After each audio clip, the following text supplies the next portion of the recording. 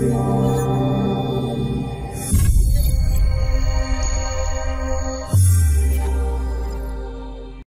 1686. Newton énonce pour la première fois sa théorie de la gravitation. 1915, une autre théorie vient bouleverser la première, celle d'un certain Albert Einstein et sa relativité générale. Pour en comprendre les implications, il faut commencer par s'intéresser à ce qu'on appelle le principe d'équivalence. Les explications d'Étienne Klein, directeur de recherche au commissariat à l'énergie atomique. Si je tombe, c'est évidemment sous l'effet de mon poids.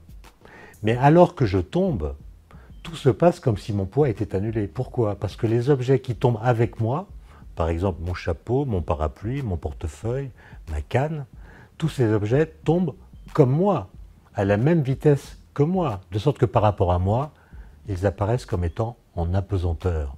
C'est-à-dire que le fait d'être accéléré dans la chute permet d'avoir l'impression que la gravitation a été annulée. Ce qui amène Einstein à énoncer ce qu'il appellera son principe d'équivalence. C'est l'idée qu'une accélération peut mimer un champ de gravitation. Par exemple, si je prends une capsule spatiale, accélérée avec une accélération qui est égale à l'accélération de la pesanteur, et si je mets à l'intérieur un physicien,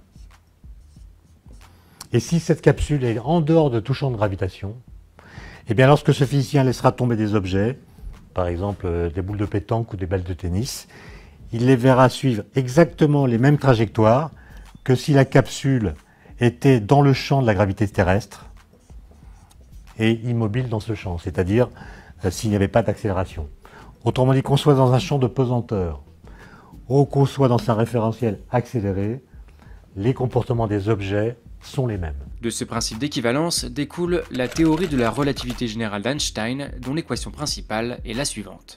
G mu nu égale 8 pi g t mu nu, qui est une équation qu'on appelle tensorielle.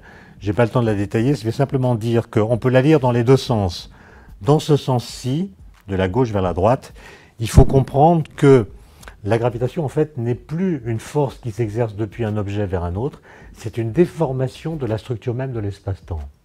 Alors, quand on lit l'équation d'Einstein de gauche à droite, il faut comprendre que, en fait, la structure de l'espace-temps, sa déformation, détermine le mouvement du contenu de l'espace-temps, c'est-à-dire la matière, l'énergie, le rayonnement. Autrement dit, l'espace-temps, sa déformation, dit à la matière comment elle doit se déplacer. Et lorsqu'on lit la même équation dans l'autre sens, on comprend que la matière, l'énergie, disent à l'espace-temps comment il doit se déformer sous leur effet. Cette formule offre en fait une nouvelle lecture, radicalement différente de celle de Newton. Pour mieux comprendre cette notion de déformation de l'espace-temps, prenons un exemple. Alors, dans le cadre de la théorie de la relativité générale, la façon de comprendre le mouvement des corps dans un champ de gravitation est complètement différente.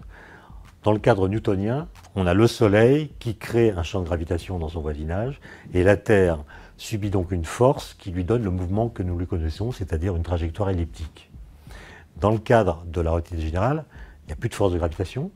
Le Soleil déforme l'espace-temps autour de lui. La Terre ne subit aucune force, elle a donc un mouvement inertiel. Autrement dit, elle va en ligne droite.